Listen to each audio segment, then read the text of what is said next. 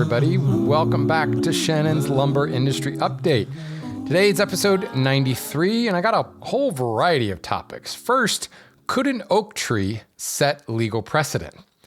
Could we have found the world's largest tree?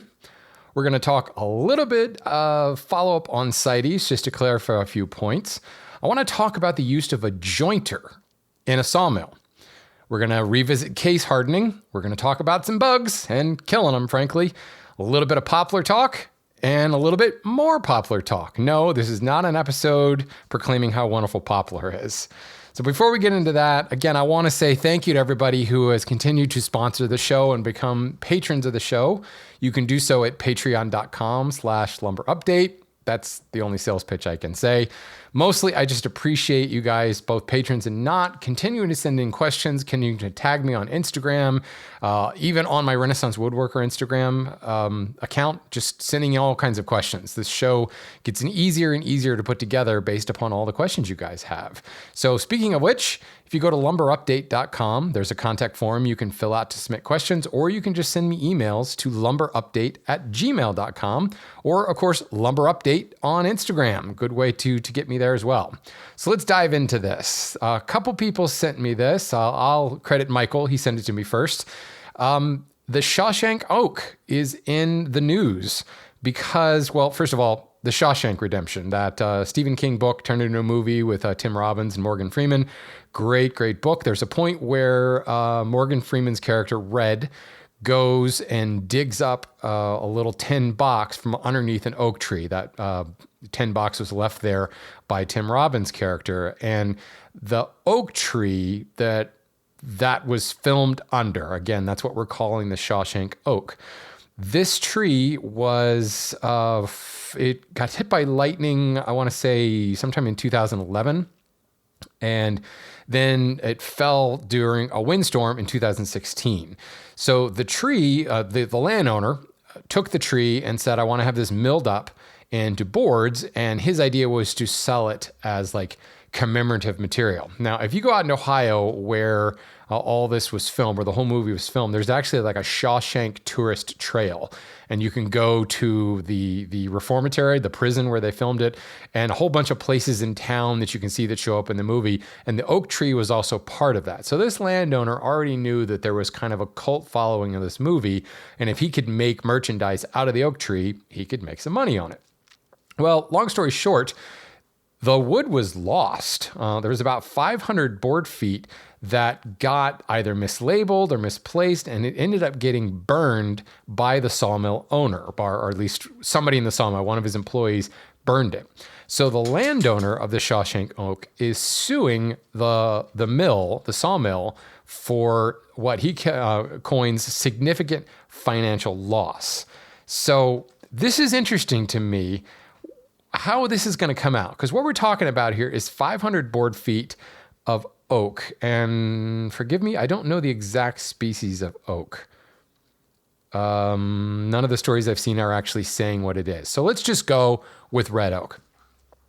500 board feet of non-kiln dried, non-graded, we're going to call it ungraded red oak, wouldn't go for a heck of a lot of money. You know, if we're going to say that it's green, maybe we'll go and say that it's air dried, but it has not been kiln dried according to the stories that I read. You might be lucky to get $1 a board foot.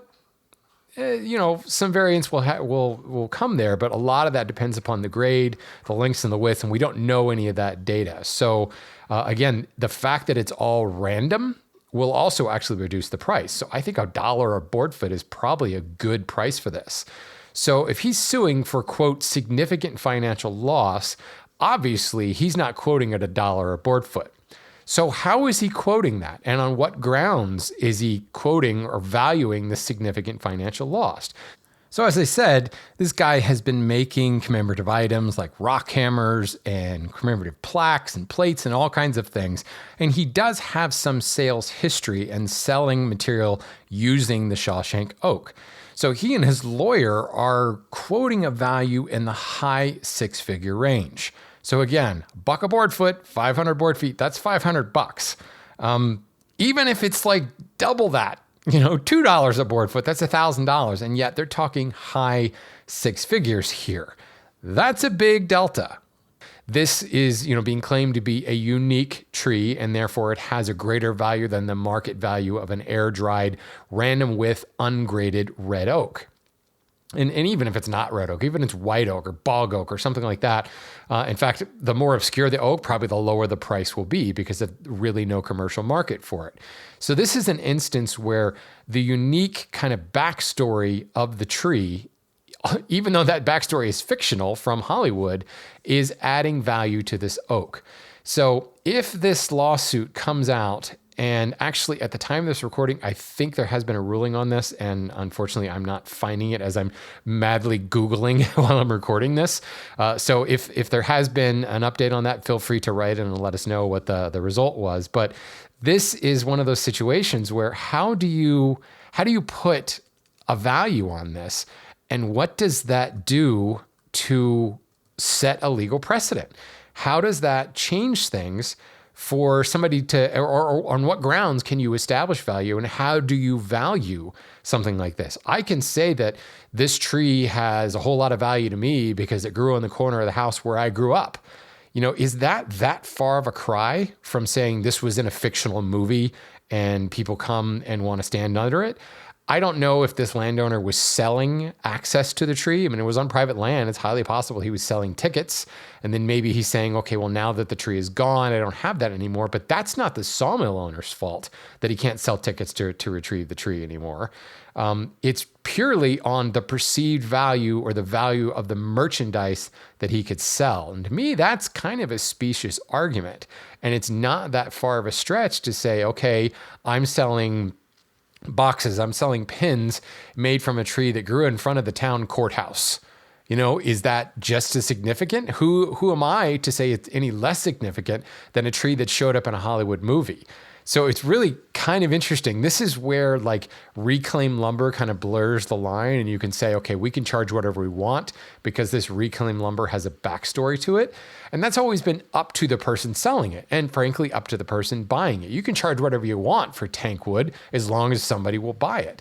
But to go to a court of law and say, now you owe me X dollars, X dollars over market price, and the court is going to force you to pay me that, is a very different situation. Certainly, I'm not a lawyer. Lawyers listening to this, feel free to write in and chime in how that might create a legal precedent. But I think it's pretty interesting that there could be this precedent set on just the value of a particular oak tree.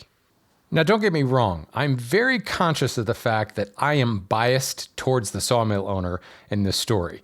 We've had a lot of instances where a customer's had a specific request and we have actually brought in material specific for that request. Now, the customer ends up buying that material outright and we're keeping it on our yard. We're maybe doing some milling or transformation, or while things are kind of working, while designs are being finalized, we're hanging on to and essentially storing that lumber. That lumber does belong to that customer. They have bought it. In this particular instance, the customer didn't buy this. The customer already owned it, and he's essentially giving it to the mill owner to hang on to until he needs it. So in many respects, he's renting space on the sawmill owner's yard for that lumber. So I kind of feel like the sawmill owner should be charging this guy for the material, but I'm getting a little off topic there. I do think that I could stand some fresh eyes on this. So I'm actually exhorting some of you who are listening to this, if you come down on the other side of this and you think the sawmill owner is in the wrong and that there should be a significant value placed on this and this guy should be charged for losses, I would love to hear that point of view. To quote the meme, change my mind, because I just feel like this is awful specious to start putting, extraordinary value on a material that you have not sold and cannot really prove that you can sell it for any substantial value. Your previous sales numbers for items made from a raw material really should not play into the value of the raw material. Maybe I'm wrong on that, and I would love to hear from some folks on that. Anyway, that's enough of this story. This one struck me as really interesting and kind of in a totally different vein than anything we've talked about before. And like I said, if this comes down on the side of the landowner and they get like significantly more money in damages for this, that could set a really interesting precedent. So moving on, Tommaso, you guys remember Tommaso? He was on one of our episodes. He sent me a story about possibly the largest tree in New York, and maybe the biggest in the nation, that was just discovered. And it's worth going and checking this out. I'll post a link to it just to see the picture of this guy standing next to this enormous tree. So apparently that's what this guy does. There are storm hunters that like chase after tornadoes and things. This guy is a big tree hunter. He's an arborist from upstate New York. His name is Fred. And he was somewhere outside the north end of Albany, New York. And he came across an eastern cottonwood that is just enormous. And doing some measuring, and again, because this is his hobby, he knows the stats on what the biggest trees are and things like that. And he says over his 20-year career in hunting down these big trees and being an arborist for champion trees, this appears to be the largest tree, certainly in the eastern United States, if not the entire nation. So there we go, folks. Now you can go and maybe hike off into the woods and see the largest tree in the nation. And hey, depending on our last story, if that ever gets felled due to lightning strikes, what will that be worth? And will it be worth more than a tree that was in a movie with Morgan Freeman and Tim Robbins just because it was the largest tree? I don't know. I don't know. So let's move on. I got an email from Robert, and he said, it was an interesting discussion you had on the Convention of Parties 19, COP 19. That was the CITES explanation episode. As a maker, it's now my responsibility to inform a customer of the possible need to obtain a permit for export. That's a question. It's kind of worded weird there, but that was a question. Padauk is the species used a lot on decorative cutting boards. As active duty military, quite a few of my customers are the same and sometimes move out of the country. So here's the thing. I've talked about permits in the past. We had somebody write in about using reclaimed ebony from piano keys to make something. So first and foremost, you have to look at the individual species. You have to look at the CITES documents around it. Is an export permit required or just an import permit required? It's not automatic that both import and export permits. Usually it's just the import permit. Moreover, it only applies to trade. So if you sold something, for some reason, Fort Bragg pops to mind. He's saying active duty military. He doesn't say what branch of the service or where, but I'm just going with Fort Bragg.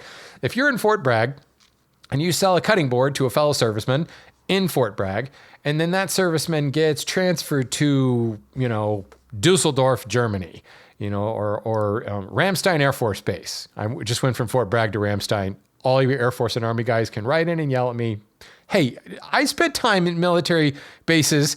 My dad was in the Air Force and I spent time in Army bases. It happens. I spent time in Royal Air Force bases. It happens. Anyway, so this guy moves from Fort Bragg and now he's over in Germany. Well, the maker did not sell that Padauk cutting board to someone in Germany. He sold it to somebody in the US, and that person just then moved later. If you move your possessions, you don't need CITES permits for that. It's only if you sell something across national borders, not even across state borders. And then at that point, you are exporting a product. You're sold something to somewhere else and you have to export that. If there's no money changing hands, there's no trade here. So it's not an issue where CITES even has to apply. But more importantly, even if you were selling it, you need to look at, first of all, is export permit required or import or both? And to what items does it apply? Does manufactured decorative goods apply? There is a specific line item that says decorative goods apply. And in that instance, you have to look at the percentage of it. And it will often cite a percentage. And I talked about this with ebony. I don't remember the number off the top of my head, but a certain percentage of that overall material must be comprised of that species, in this case, ebony. So if you're building a cutting board and there's Padauk in it, how much Padauk is in it. If it's less than, I'm making up a number, 40%, then it does not apply. And therefore you don't need any permit whatsoever. So as the maker, if you are selling it across national borders, it is your responsibility to understand what the regulation around that species is and whether or not you need any of that stuff that I just spoke about. So it's a little bit your responsibility, but once you've done the research and determined that you are, in compliance, it's no longer your responsibility to inform a customer or deal with port permits or anything like that. Just do your due diligence to make sure that your butt is covered. Moving on, is an email from Matt. He says, let's see, blah, blah, blah. He is a sawmill owner, also a maker, manufacturer, does a lot of linear millwork and things like that. And he says, I know you're not a power tool guy, but you do work at a big lumber company. So my question is, with having a sawmill, I have a lot of wider roughs on stock. I have an 8-inch joiner and a 20-inch planer. My joiner just isn't wide enough. So I'm looking at adding a bigger joiner, thinking 16 to 17 inch joiner, which I would need all kinds of different power needs to actually run it. The price tag is also like bringing him into the realm of like a 4-head molder. So he's wondering, do I need this? Like, is a joiner, that expensive of a joiner, really important? How do bigger lumber companies S4S their lumber? And is S4S from the lumberyard good enough for furniture making? Do big companies even have jointers? So here's an interesting thing. I know a lot of lumberyards who do not own a jointer. I do know a few that have jointers, but it's gathering dust over in the corner. It's not even plugged in. Rarely is a lumberyard going to be jointing the material because there's a lot of stuff that happens downstream of the milling they do on that board. And it depends upon what the eventual use of that board is. Most of the large-scale millwork that a lumberyard is doing is in linear millwork. Think moldings and flooring, in which case a perfectly flat surface is not important. And then maybe parallel faces is important, and that's where the S2S comes into play. And that's where possibly a molder, 2-head, 4-head, 6-head molder can go ahead and create perfectly parallel faces to one another and flat faces, but any bow that happens over the length of that board won't be jointed out. And frankly, there's enough flex that it doesn't really matter. In the case of flooring, there's usually enough flex in those boards because they're thin enough that it doesn't need to be perfectly flat. Or if it's moldings, they're going to be fastened to a substrate like sheetrock wall or some kind of wall. And more than likely that wall isn't even straight. So jointing that board would be completely ridiculous. It could possibly move out of flat when you actually then run it through the molder. Say you're cutting a crown or something and you've got some deep cuts in that, it will probably move out of flat from where it was on the jointer. Then it could move while it's packaged, while it's being transported to the customer, or while it's waiting for the customer to pick it up. So that level of precision really is kind of ludicrous at the lumberyard level. Now, is it flat enough for furniture work? I don't know. It depends on what type of furniture you're making. But here's the other thing.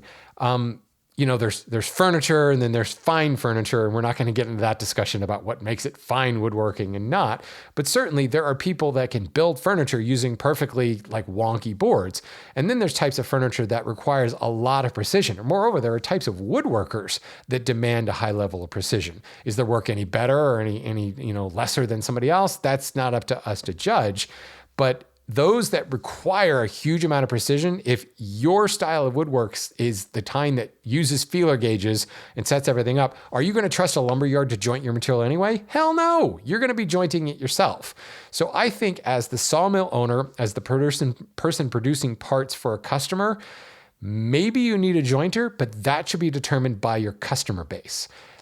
Large part, the customers that demand a perfectly flat board probably already have a jointer and will be rejointing any board that you sell to them anyway, which is why most lumberyards are not going to have a jointer. That's a level of precision that just does not apply that far upstream from the finished product. And the finished product, any finished product that a sawmill lumberyard is generally producing, is one that does not require a high level of flatness, like flooring, like moldings, millwork, even paneling that generally is fastened to some kind of substrate.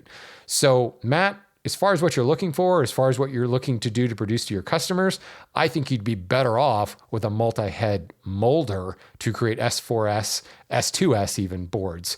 The additional molder heads would allow you to create profiles like T&G flooring or something like that, rather than spending money, enough money on a giant battleship-sized jointer that is going to produce flat faces that will only stay as flat until the next storm comes through and raises the humidity.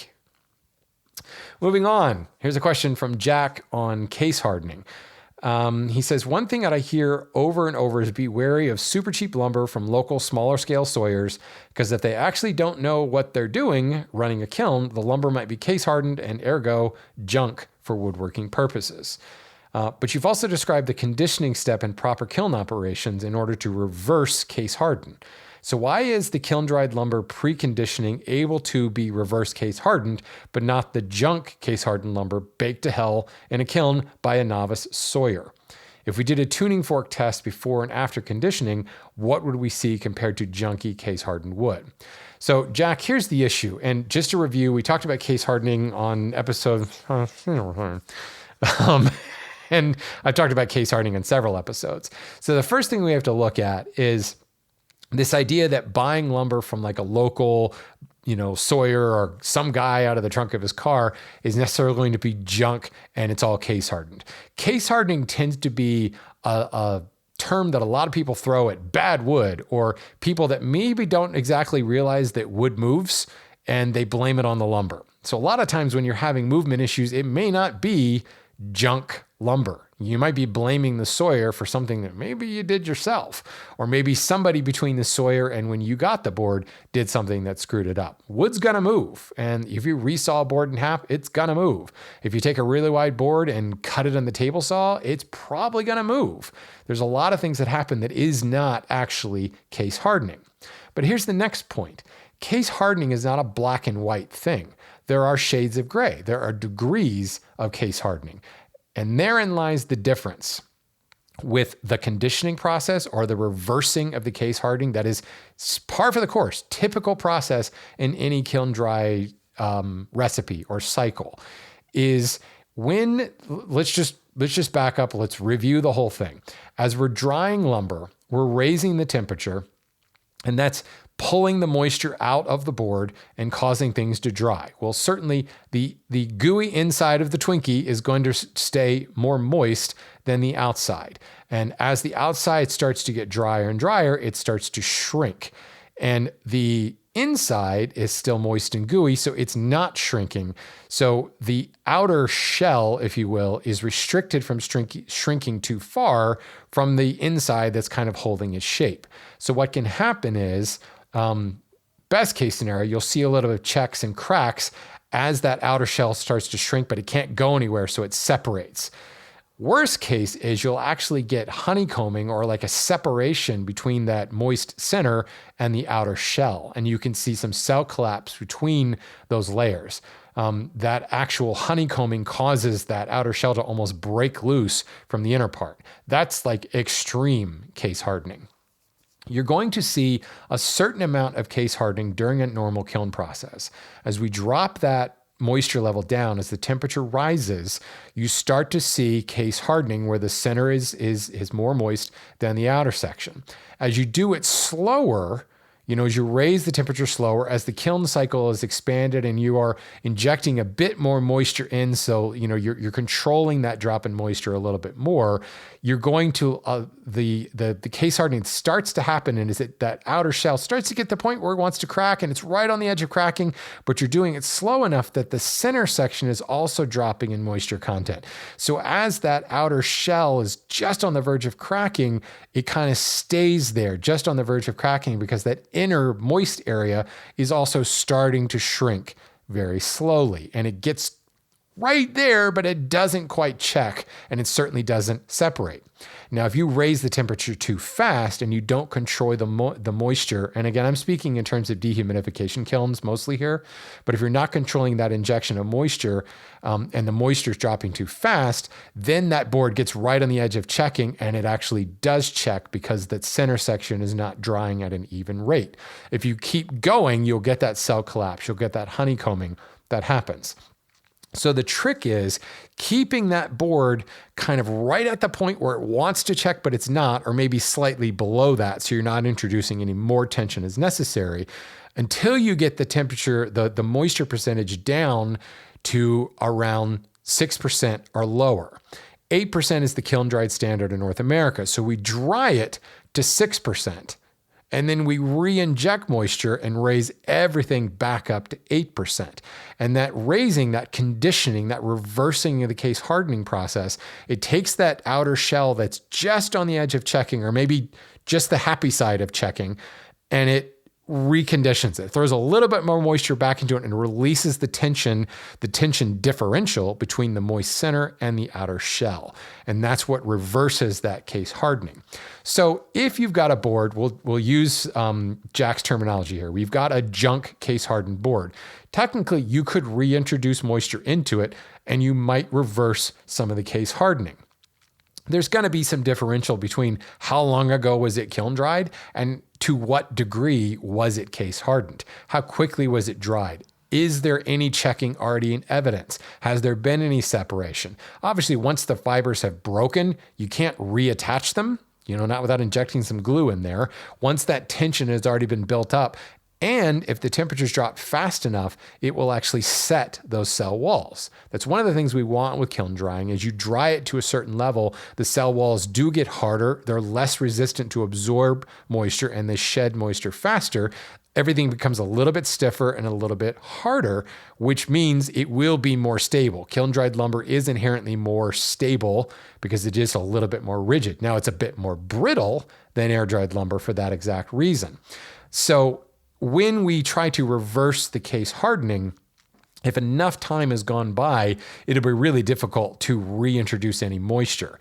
The other thing you have to ask is how? How are you going to do this? Unless you own a kiln, unless you can really dramatically have great control over the environment that the board goes in and the injection of moisture, controlling that wet bulb and dry bulb temperature, it's really difficult to do this. So to the average Joe who's buying the quote junk lumber from a guy off in the woods, if it's case hardened, yes, maybe you could reverse the case hardening, but how do you plan to do that? Are you going to go buy a kiln? Are you going to go build a kiln? Hey, more power to you. Then you're not buying the junk stuff in the first place. Buy green lumber and dry it yourself. So it's a bit of a moot point, but trying to discuss this, it may be possible if it wasn't case hardened so badly, but reconditioning it, or just conditioning it, not reconditioning it, reversing the case hardening may be possible, but it may not be possible for you based upon your resources. So again, I'm really hesitant to blame a lot of stuff on case hardening. It tends to be like the knee-jerk reaction, or everybody blames things on case hardening, and it's not always case hardening. Sometimes it's just not dried long enough. Maybe it's dried too fast and you get a little bit of case hardening and then it's like cut off and it's just not in there long enough, or it wasn't seasoned properly or air dried properly before it went into the kiln and they tried to pull too much moisture out. There's a lot of things that can go on here. There's also just a lot of internal tension in boards that's going to be there whether it's dried properly or not. The fact of the matter is there's a lot more information about kiln drying. The tech itself has become a lot more refined and a lot more precise. So anybody who's running a commercial kiln is going to have a lot more control over it. Someone who's running a solar kiln is going to have not so much more control, but the temperatures are lower and the moisture level tends to be higher and there's less swing. There's also kind of reversing of the case hardening that happens every time the sun goes down. So that daily cycle of heating and cooling that happens first of all, it's not as extreme as a typical dehumidification kiln, but it's also just when things start to get to the point where the tension is built up, then the sun sets and things cool back down and that conditioning happens overnight. Then it dries a little bit more the next day and then it gains a little bit of moisture again overnight. So solar kilns can actually be a really good solution to this, which solar kilns are a lot of these kind of small local sawyers are using, in which case that kind of refutes the idea that these local guys are producing more junk material. I don't think that's necessarily the case anymore, but by all means, if you have a story of junk lumber that you've brought, let me know. I'd love to hear your story, and we'd love to know who it is so we don't buy from them as well. So while we're on the topic of kiln dry, Kyle wrote in and said, I'm interested in purchasing a bandsaw mill and start air drying my own lumber. It's all Matt's fault. If you don't listen to Wood Talk, you won't get that joke. But if you do listen to the Wood Talk, there you go. Inside baseball joke there. In a previous episode, you mentioned the risk or the chance of bugs coming out of the wood years after the furniture has been built. Is kiln drying the only way to prevent pests from doing this? So I've answered this before, kind of, but I wanted to take the next step because I do get questions about bugs all the time. The only way to be certain is by kiln drying it and holding it at that high temperature for 48 hours. That will kill the bugs that are in the wood. You can do chemical treatments. That's not 100% effective. And I question whether it's actually worth the damage you can do to the wood and what kind of changes that can happen to the wood. Introduction of chemicals can react with the extractives in the wood already and cause all kinds of interesting and unpredictable things to happen. So chemical treatment isn't the best way to do it. Also, you don't know what can happen as you're sawing that board later and creating dust with those possible chemicals in it. To me, it's not worth the risk. The only way to be sure is by kiln drying and holding it at temperature for 48 hours. That's how you get a phytosanitary bug certificate saying things have been killed here. But here's the issue, and this is why I wanted to bring this up again. Just because it's been kiln dried does not mean that bugs could not infest it later. Now, the chances are less. Let's be real here. When a board has been kiln dried and been kiln dried effectively or appropriately per species, the saps have been set, the resins have been hardened and things like that. Generally, the board is not as tasty to a bug. The board is also harder and not as easy to eat for a bug. Most people will tell you that these bugs are not interested in the heartwood. They're only going after the sapwood. While this is true, a bug will still eat heartwood if there's nothing else around. Or let's say it's eating the sapwood and it runs into heartwood. Is it going to stop right away and run for the hills? Or is the bug going to die because it ate heartwood? No, it's not eating the heartwood because the heartwood is not as tasty. There's not as much sugars and things like that. That's what the bug is really going after. But if the bug is in a situation where there's nothing else to eat, it's going to eat what's there. So if there is, like, you have kiln dried your lumber, you can be certain that any bugs that are in it are now dead and you're good to make furniture out of it. But that doesn't mean that somehow that piece of furniture could not become infested later. This is what termites do, folks. So I only bring this up, and this is not exactly what Kyle is asking, but the way he worded it made me think about this. Just because it's kiln dried does not mean that, say you brought another board in that was air dried. Maybe that other board that is now sitting on your lumber rack has bugs in it. Does that mean that that board is not going to infect the boards that have been kiln dried properly? Absolutely not. In fact, there's a strong chance of that. And then I say the bug will eat heartwood because it doesn't know, that's what's there. And it's not like there's this little bug telegraph that says, there's bug social media that says, hey guys, bad, nasty tasting heartwood over here. And they see on their Instagram that, oh, there's a tasty board over here. No, that, at least as far as I know, that doesn't go on. I don't know. Maybe somebody will make a movie about that. And then that would be more valuable because it was in Hollywood. Those bugs don't know that there's tasty wood over there. What they see around them immediately is non-tasty wood, but screw it. I got to live. I got to provide for my family. So I'm going to go dig this hole into this nasty, kiln dried wood anyway. So be very conscious of the fact that you may have a lot of kiln dried lumber and you think, great, no bugs in that. But if you bring something in that is not kiln dried that might have bugs in it, they will, in most instances, transfer over and infect the kiln dried stuff. Be very, very cautious. That was my best Elmer Fudd. I know it was terrible.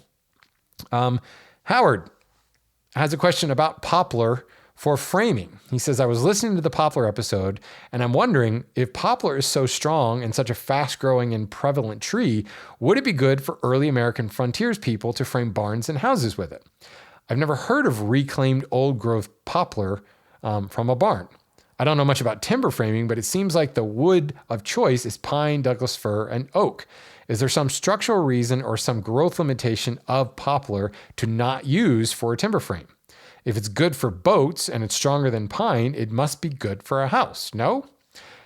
Brought this up, Howard, and thank you for this question, because this goes back to a lot of what I preach on this show about understanding the technical properties of the wood for the specific application. And if you want to go back and listen to that poplar episode, it is particularly interesting because a lot of people don't think of poplar for marine construction. It is not inherently a water-resistant species. Again, go listen to that episode to kind of understand that. So there's a couple things going on here in Howard's question.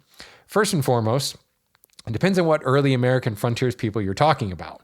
If you're talking about the Ingalls family out in like Minnesota and things like that, Not as much poplar out there than there is in like the Appalachian Mountain region or the Ohio River Valley. Heading even further west, not a whole lot of poplar there. So were those barns framed with poplar? No, they were framed with what happened to be nearby. The other question is, early American frontier cabins and things built within the Ohio River Valley may very well have been built with poplar, but unfortunately the population spread through that area has pretty much demolished any of those frontier homes, and there's nothing left to even say they were made out of poplar. But here's the other thing. Timber framing does use a lot of oak, does use a lot of Douglas fir, but it doesn't actually use a lot of pine. Well, it depends on what type of pine you're talking about. You have to remember pine is a very generic term. Is it lodgepole pine? Well, yes, there may be some of that for timber framing, but eastern white pine? Hell no. That's not a very good structural timber for making timber framing. Douglas fir, absolutely, but Douglas fir is not actually a pine, nor is it a fir for that matter, but that's a whole other issue.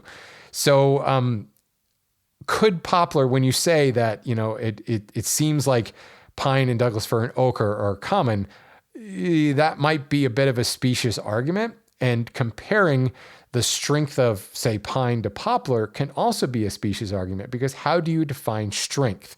Strength is defined by the specific application that's going under. And in timber framing, you're going to need, depending upon the piece, if it's a sill plate, it doesn't have to be that strong because it's probably sitting on some kind of substrate, or it's going to be supported appropriately by posts. Posts, the strength that they're seeing is along the long grain, or the crushing force, which is the highest dimensional strength of a board.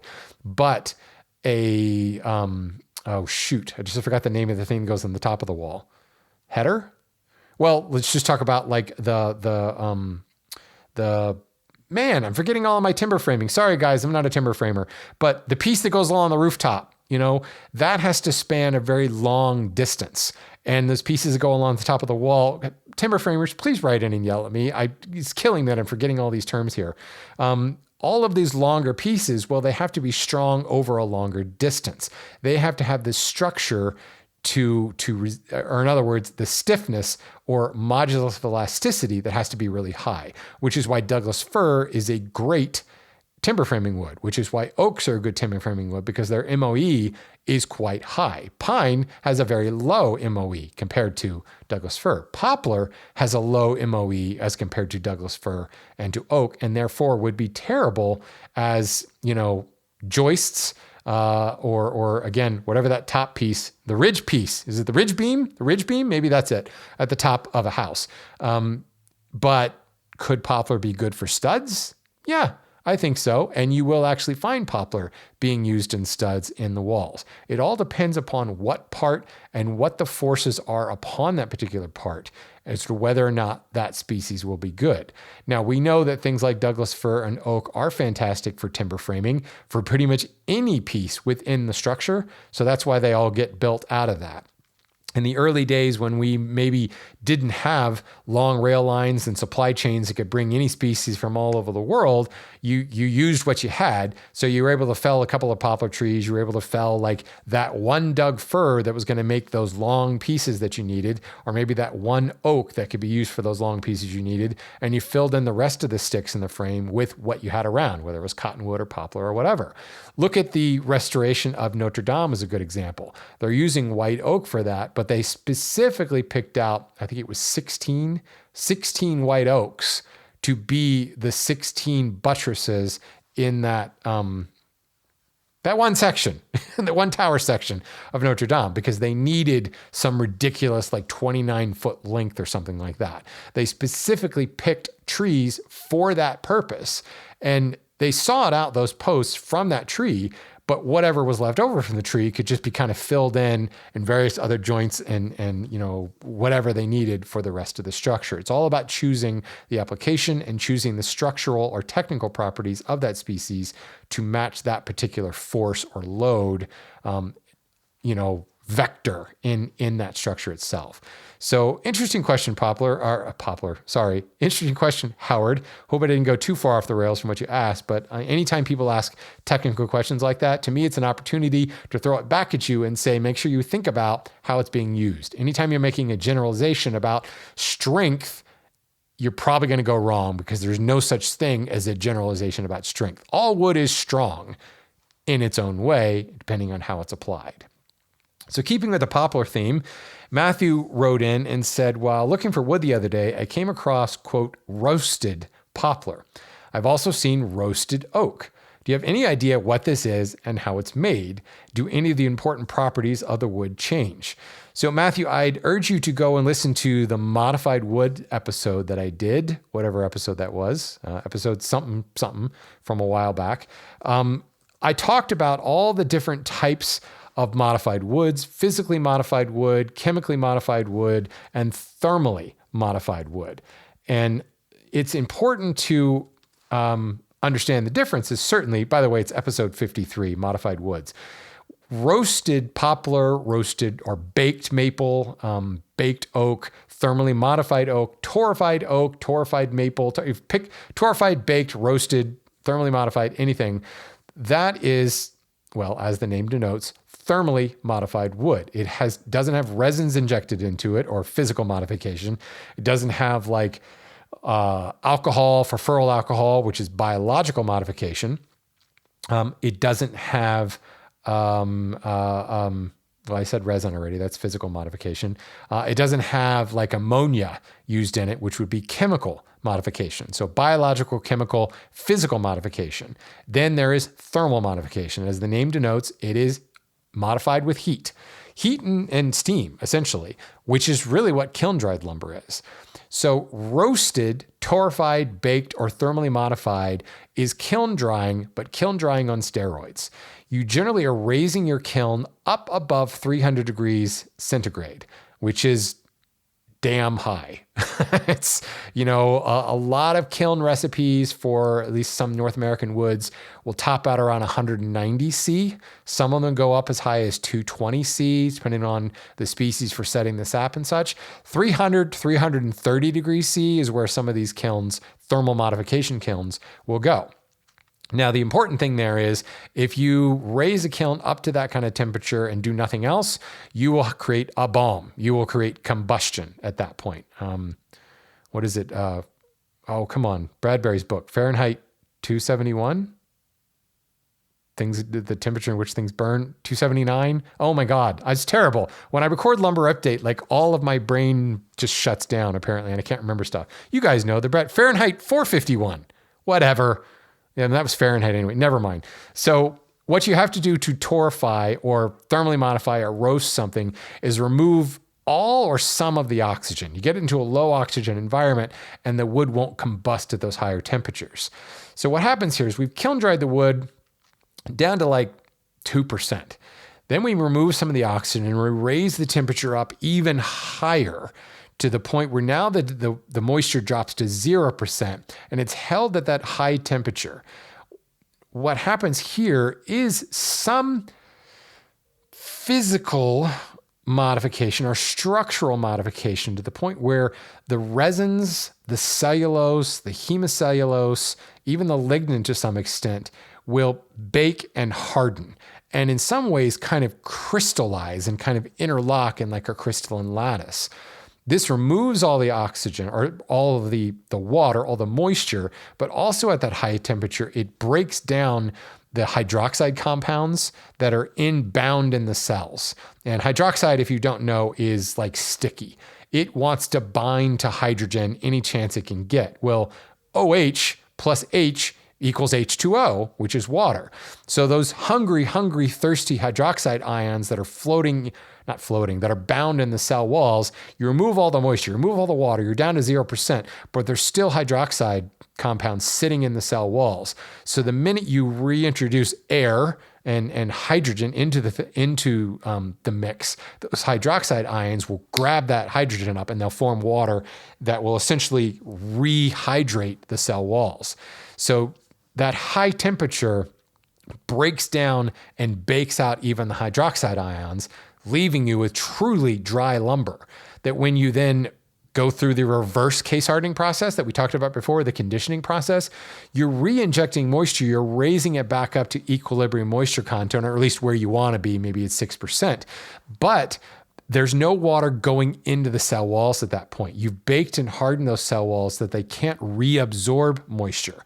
So the moisture percentage, if it goes from 0 up to 6%, that delta, that change there is free water. That's just going into the dead space in the pores. That is just coming into equilibrium with the environment. And if I took that thermally modified wood and I took it to like my shop, whose EMC, equilibrium moisture content, is about 11 to 12%, depending on the time of year, that thermally modified wood will go up to 11%.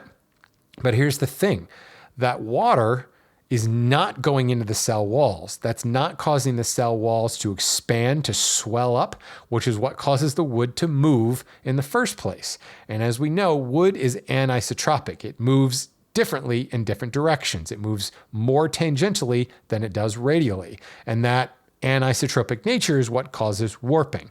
Well, if you eliminate the ability for the cell walls to absorb moisture at all, you get a perfectly stable board that won't move. Even though the moisture content is climbing and is coming into equilibrium, it's free water. And what we know about free water, if you've listened to episodes about gravity drying, we know that free water can be shed just as quickly. So, a storm blows through, or say, you come into a super, super hot and wet, humid summer, that thermally modified wood will raise up and it'll, hang out at 14%. But as soon as the sun hits it, it'll bake that out and it'll shed that moisture just as fast. All the while, no swelling is happening in the cell walls, and you end up with a stable board. So long story short, and I know that was a hyper technical conversation, but you guys have to realize I just spent a week in Vegas representing a thermally modified timber company at the International Builders Show. So I've had this conversation to thousands of people in Vegas for the last week, which is why I didn't have a show a couple of weeks ago, because I was in Vegas talking about thermally modified woods. So this is what makes thermally modified wood particularly interesting, because there are no chemicals. There is no alcohol. There is no injection of resin. It is still wood. It is still wood that was kiln dried. We know how kiln dried wood works. There's no chemicals in the dust that will cause the change in smell or anything like that. And there's no physical modification. There's no additional hardening that's happened here.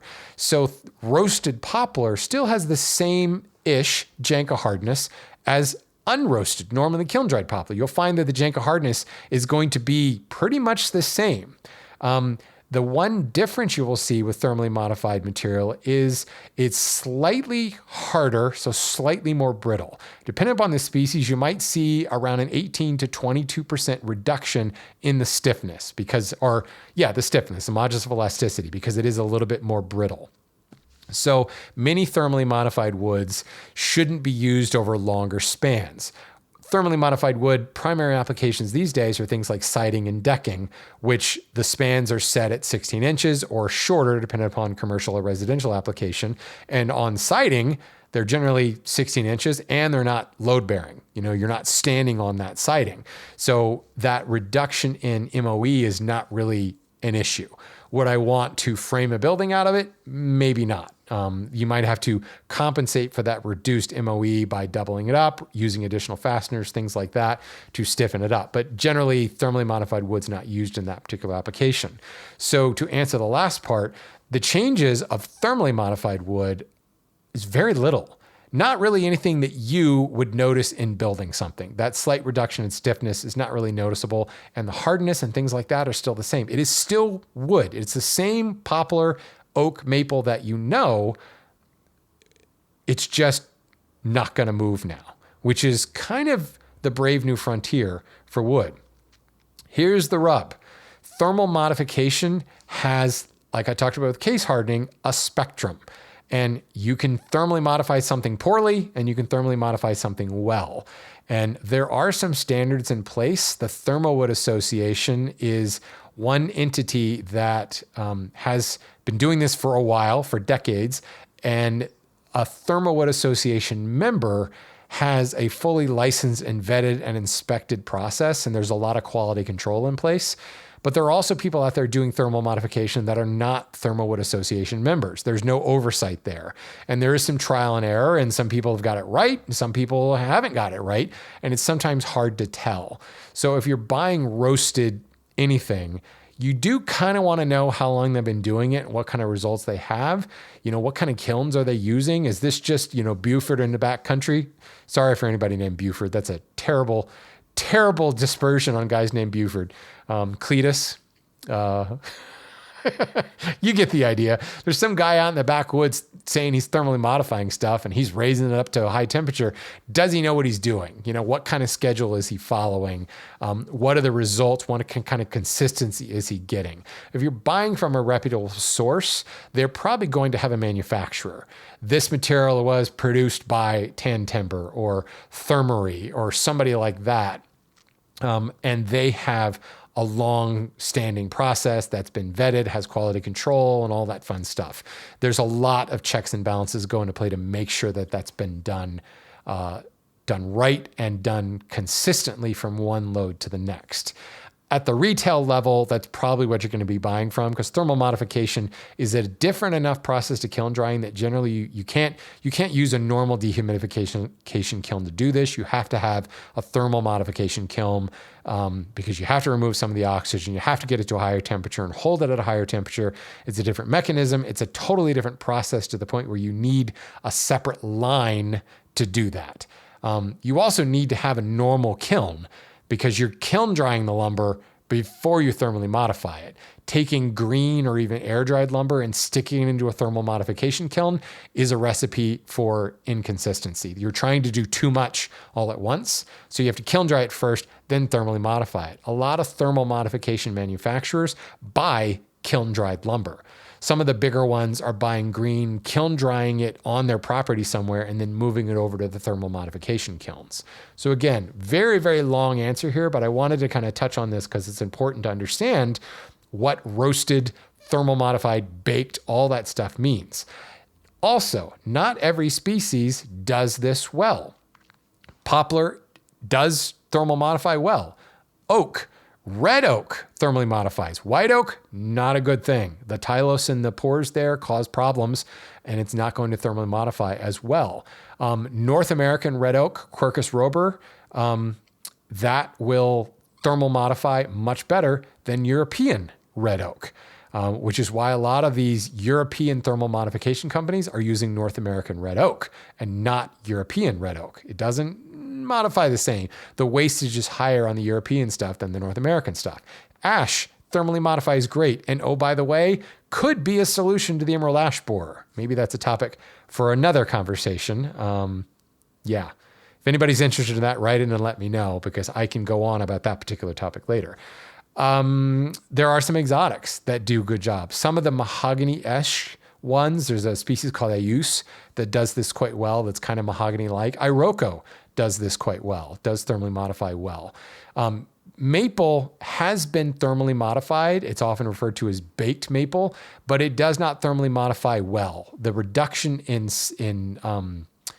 MOE is high enough that it becomes quite brittle. Ask anybody who bought the first round of Veritas chisels how long their handles lasted.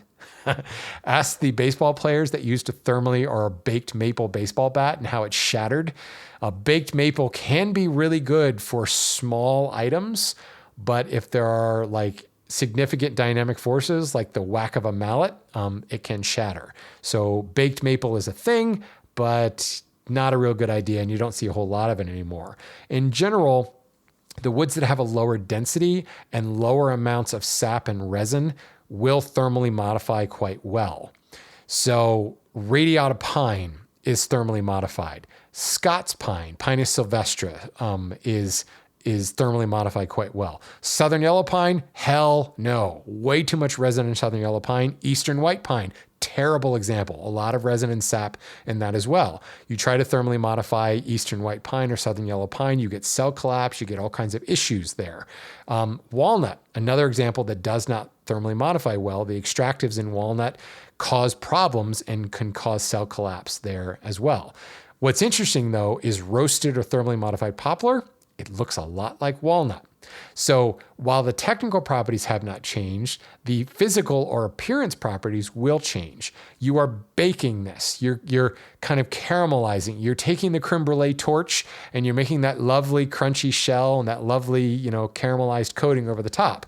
So your ash, instead of being a white wood, now is kind of a caramelly color. Your oak is a deep, deep, dark brown color. Your poplar looks like walnut. And that in and of itself is a quite attractive reason to buy thermally modified wood. So that's my long spiel. Bit of a sales pitch hidden in there.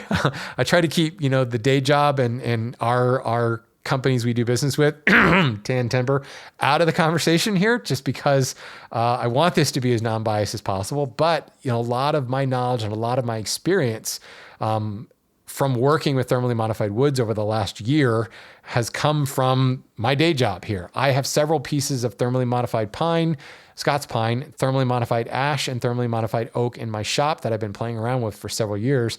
And it is cool stuff, guys.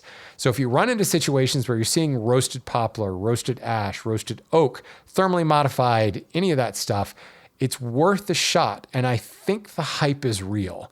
We've taken wood, we haven't done anything to change it and turn it into something else. It's not a composite or engineered material. It's still wood, but it's wood that no longer moves. And to me, that's pretty exciting. It's actually a little upsetting when you think about all the time and effort we put into understanding how to build joinery that will expand and contract seasonally.